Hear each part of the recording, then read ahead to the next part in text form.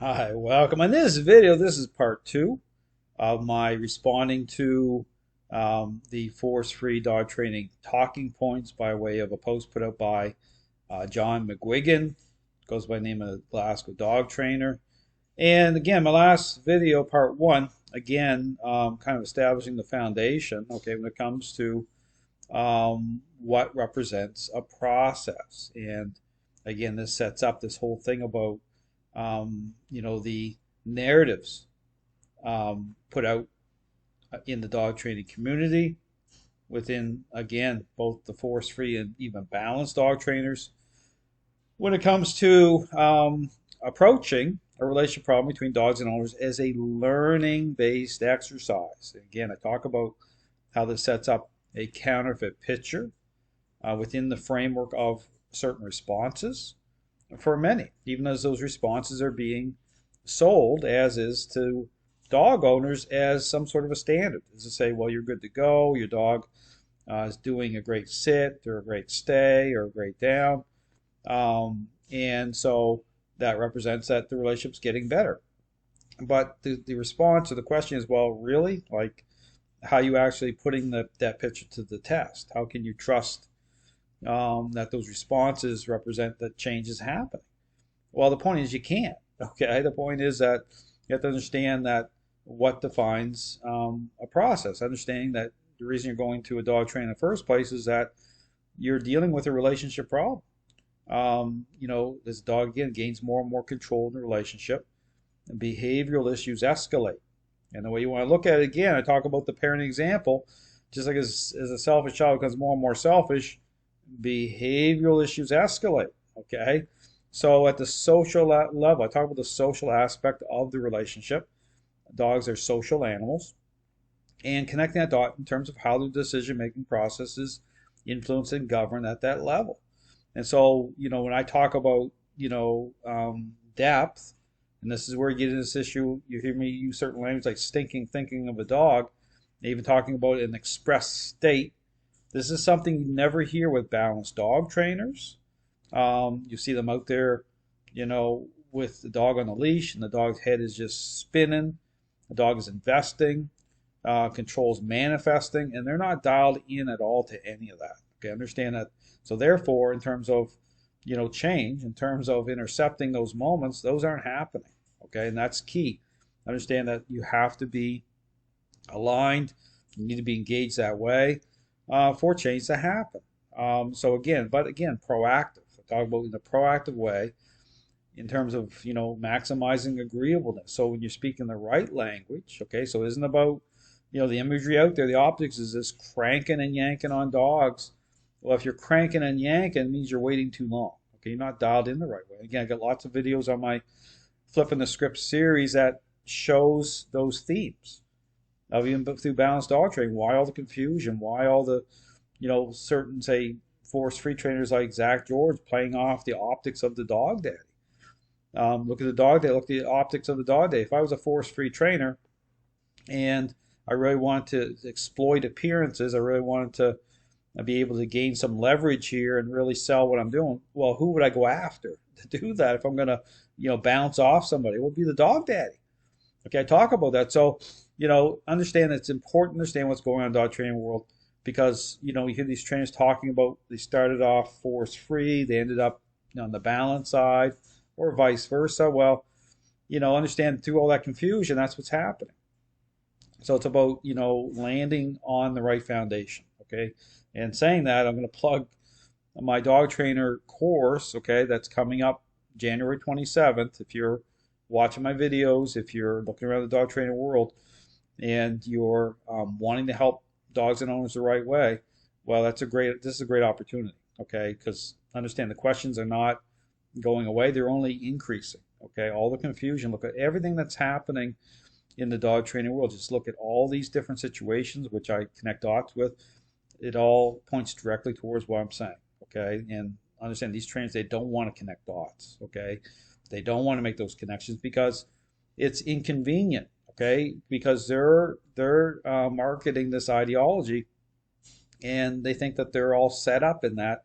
Meanwhile, everything's coming apart at the seams. So my encouragement, again, if you're again, look at the dog trainer course. There's a couple courses that are required prior to their online courses. They provide a foundation prior to coming here for 1 week of training with me. But again, it's a great opportunity to get set up, to be able to provide clarity, help dogs the right way. And so this is a complete system. Understand, this system of training does answer the questions as to what defines a process and the method that is going to advocate the right way. So continue on to again, going through these talking points here. And, again, coming from a forestry trainer, John McGuigan. So here he's talking about this is ridiculous trope, which is often served up as some type of gotcha, but it's not. So he's talking about, I mentioned this, but life isn't purely positive. I can use a prong collar to train my dog. So this is just the superficial simplicity. Understand that you talk about there's no depth here. So all these statements, all these narratives coming out of the dog training community, whether they're force-free or balanced, I understand they lack depth.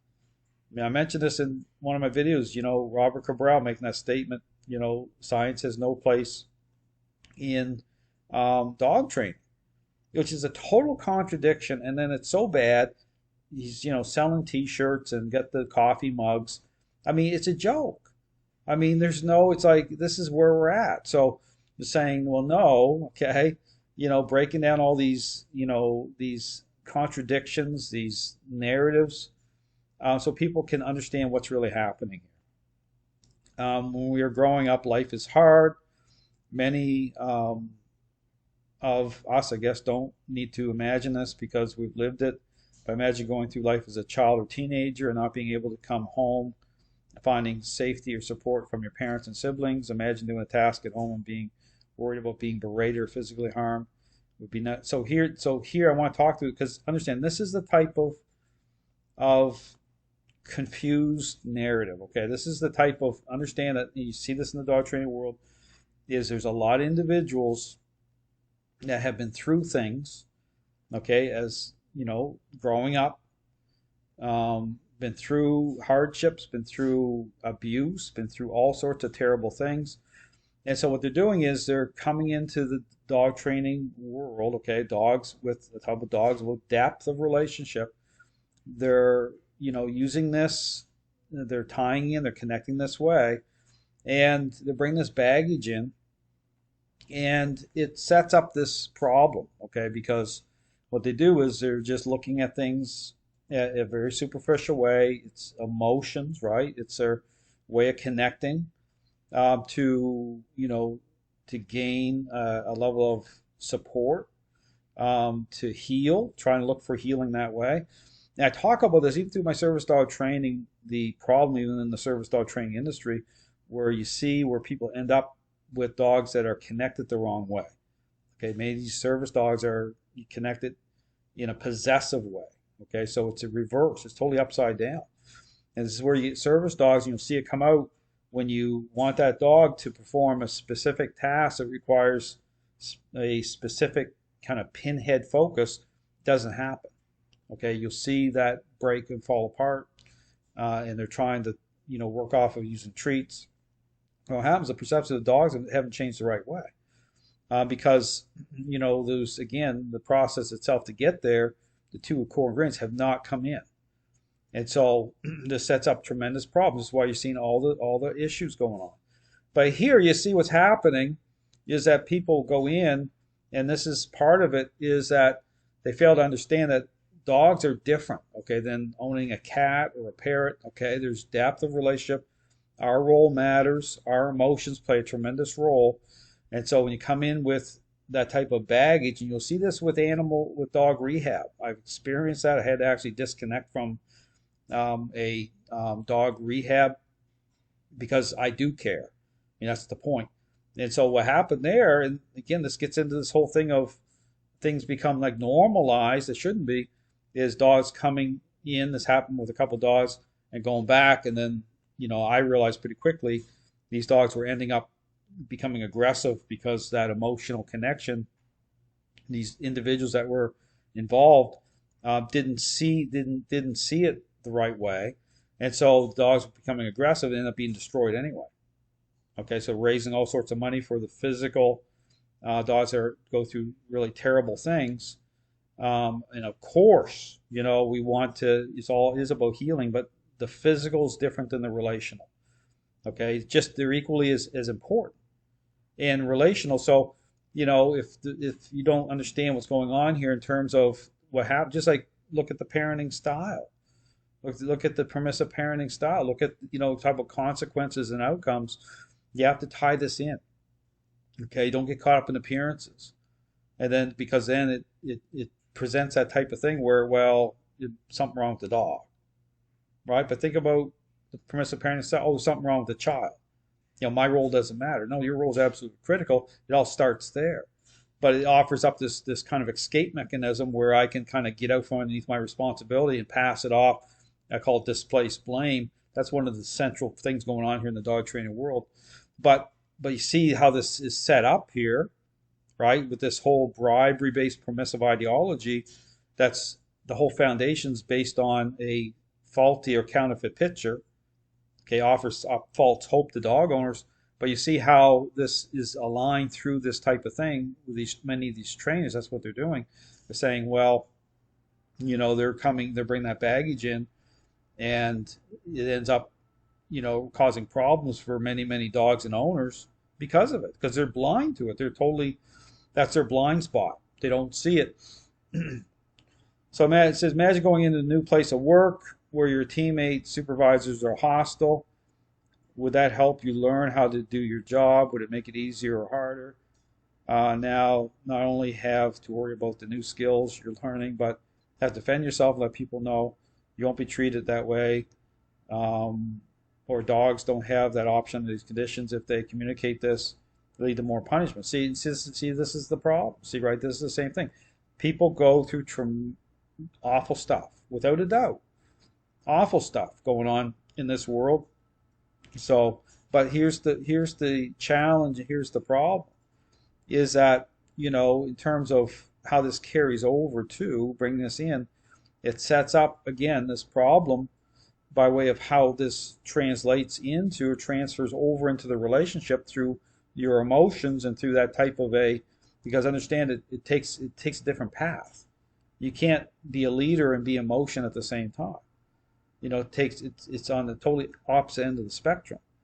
And so it sets up this problem by way of dogs becoming aggressive, a relationship problem. It transfers into that. And so you end up caught in that type of cycle that you can't get out of. Because even here, you're talking about comfort and stuff. I understand comfort even through the right parenting style. And what's the right parenting style? The authoritative parenting style. You have to understand the problem here, because people go into this, go completely sideways and all this stuff. You talk about the authoritarian parenting style, right? All the bad stuff happening through that parenting style, over the top, abusive type of things going on, and then people they don't land in the middle here at the authoritative parenting style. As they get older, they go over into the permissive parenting style, and it sets up problems on the other end of it through the selfish, self-absorbed, narcissistic type of issues going on, and the consequences of that. How that sends people completely over the other side, and so it's you have to understand. You have to get it right. You have to understand. You need to land in the middle. You have to land in the right way. Understand that, comfort. I talk about kids, having comfort through the right parenting style. It takes the stress off. It's saying, okay, it's like it offers that right level of comfort. Permissive doesn't. It's self-love. It's not about meeting the needs of another that way. It's about, I have a certain attitude about discipline and punishment, which came through from perhaps the over the top authoritarian. Now I've landed over here. Guess what? You're going to be, this is the problem. So you have to be able to reconcile what's going on here. So when you talk about people going through certain situations, and you see this, I see this all the time. People bringing that baggage in, and now you're wondering. It seems to make sense, because you say, oh, it must have been something the dog was through some physical trauma. Understand, nature deals with that differently. but it'll appear to make sense. It appears to kind of line up because then we'll say, oh, the dog's become aggressive because, of that situation. And the reality of it is very different. It's because you actually brought your baggage in. You thought about that way, and you had other baggage you brought in because of it. Now you're in a mess. No, it's you. Dogs are in the moment. Okay, dogs deal with it differently, but we will kind of try to line that up that way to say, oh, it must have been that situation. Well, no, it's you. Okay, it's like, but it seems to make sense. I've encountered many of these situations. You have to sort through it, get people to think the right way. And so when you talk about, because this can be very, very difficult or challenging type of situation for people. Even when I'm doing service dog training, I help you understand, no, service dog training through changing your focus, understanding, it's not about being over the top or abuse of the dogs at all. It's about leadership. It's about aspects of control, influence that are happening, but it's about depth of relationship. So it actually dials you into the relationship the right way. It actually is going to create a stronger bond, believe it or not, between you and your dog, because you're not just meeting your needs, you're meeting your dog's needs as well. So there's a process there. Okay, understand that it is about depth of relationship. So here, but you see how this narrative where it takes you, right? Saying, okay, because they're already, a lot of these trainers are already convinced, they're already in that place, and so they're trying to line all this stuff up, and it's not helpful. So as you go to a new gym class, and either or both instructor are sneering and nasty, would you go back? Our dogs don't have the option to not go back. See, and this is what happens. We put ourselves in that position. It plays into, so these trainers are playing into, they're really exploiting people's, say, past, they're exploiting people's emotions, because their whole foundation is permissive bribery based. So the foundation's wrong to begin with, offering up the image of, or the hope of, change through appearances, right? Certain responses. That connection itself becomes empowering to the dog. Okay, understand? So dogs gain control, and this is the dynamic here. It's really, really deceptive. Understand that you have to be able to break the stuff down, but it's really problematic because emotions are so powerful to people that they lead with their emotions, and a lot of times they can't get out of it. So you have trainers out there like this individual tell them, they're just, that's their whole base of their business. Let's flip that. Child goes home from a particular hard day at school and are supported by their parents, who then equip them with skills how to deal with the hardship. New employee joins the team and welcome taught properly. Do you think they will give a better performance? So, understand that, you talk about getting this whole thing about, hierarchy. Okay, you get this thing about, because really getting this thing about identity. I talk about all these issues going on in the dog training world. You hear guys like Zach George, kind of bringing in all this other kind of wokeism and all this stuff. This is what happens. Okay, understand that it opens it up. If truth is subjective, okay, this is where even a statement comes from. There's more than one way to train a dog. If truth is subjective, then it opens up to almost anything. It's that slippery slope, and that's where we're at. Understand that I show that no, truth isn't subjective. Okay, there is truth. There is a standard, and training is not a learning-based exercise. It's an intervention. And see, that starts to really, then that brings you up against, it certainly does with me, it brings me up against basically 99% of trainers out there, because this isn't fun information if it challenges the whole system here, saying, okay, no, this is where, but then look at all the problems. Don't take my word for it. Go and start to connect these dots. And you'll see just how massive this problem is. It's way over the top. And it's become a culture. It's been set up this way. A martial art class has a new student. The instructor starts at their level and partners them with someone who will meet them at the level and generally expand their comfort zone. I would give loads more examples. School, you can give whatever examples they want, but they're disconnected examples. Understand they're examples that play off this bribery-based permissive foundation, that its foundation itself does not connect the dots properly. Okay, it's out of context. It's based on appearances. It's not based on perceptions of dogs, aligning those perceptions the right way. It's, again, you look at the parenting style, it'll all start to make sense. You talk about even the depth of the issue here in terms of at a response level. Control itself becomes its own motivating agent within the relationship, in and through that owner. Okay, I mean, people don't know, people don't understand that just how how bad this is, or the depth of the problem here. If that's your starting point, okay, within the framework of response as your standard that way, right? That's not my focus when I'm training dogs. It's interaction based. Okay, those two core ingredients are in to come in, and so understand the language, the right language of the method, and how perception of dogs change through a proper process. Yes, life is hard. We don't need those who are in a position to teach and support us pouring on more pressure when we're already struggling. So here's the thing: is again, understand that this is a very challenging issue here, but it's about small steps too. When I help dog owners who are very tied in, very emotional with their dogs, you have to meet them where they're at. Okay, you have to just talk through all of this without making them feel worse than they really already are. So this isn't about pointing fingers, it's about truth.